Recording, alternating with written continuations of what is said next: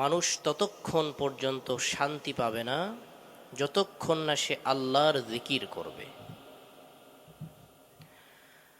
আল্লাহ রাব্বুল আলামিন বলছেন, আলা বিযিকরিল্লাহি তাতমাইন্নুল কুলুব। জোরে বলি আল্লাহু আকবার।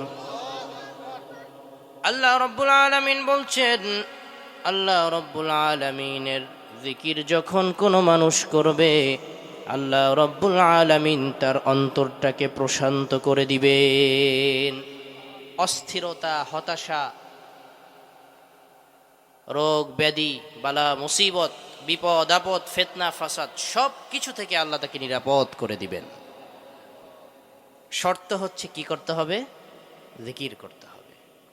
বাংলাদেশের একজন প্রখ্যাত আলেমে দ্বীন, যার নাম বললে আপনারা সবাই চিনতে পারবেন, আমি নাম বলছি না, তিনি একবার আমেরিকাতে গিয়েছেন হার্টের চিকিৎসা করার জন্য। আমেরিকার ডাক্তার, মুসলিম ডাক্তার, তিনি বলছেন, আপনি চিকিৎসা করার জন্য এত দূর কষ্ট করে কেন আসলেন? তিনি বললেন, আমার হার্টে খুব ব্যথা হয়, কষ্ট হয়। বাংলাদেশের সর্বোচ্চ যারা ডিগ্রিধারী ডাক্তার, বড় বড় ডাক্তারদেরকে আমি দেখিয়েছি, তাদের চিকিৎসায় আমার উন্নতি হচ্ছে না, আমি কি করতে পারি? আমেরিকার মুসলিম ডাক্তার, তিনি বলছেন, আপনার হার্টের চিকিৎসা তো আল্লাহ রাব্বুল আলামিন কোরআনে দিয়ে দিয়েছেন।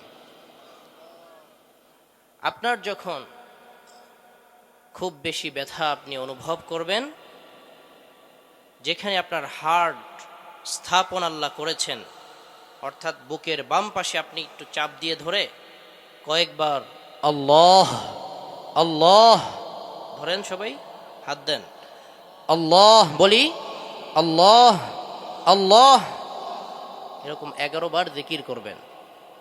এরপর আপনার কি ফায়দা হয় আপনি আমাকে জানাবেন।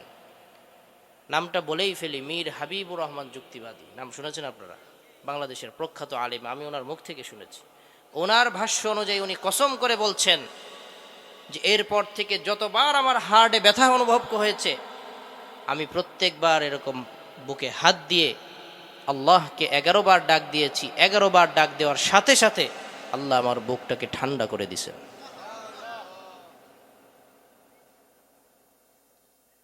আল্লাহ রাব্বুল আলামিন বলছেন, ইয়া আইয়ুহাল্লাযীনা আমানু যকুরুল্লাহা যিকরান কাসীরা ওয়াসাব্বিহুহু বুকরাতাও ওয়া আসীলা।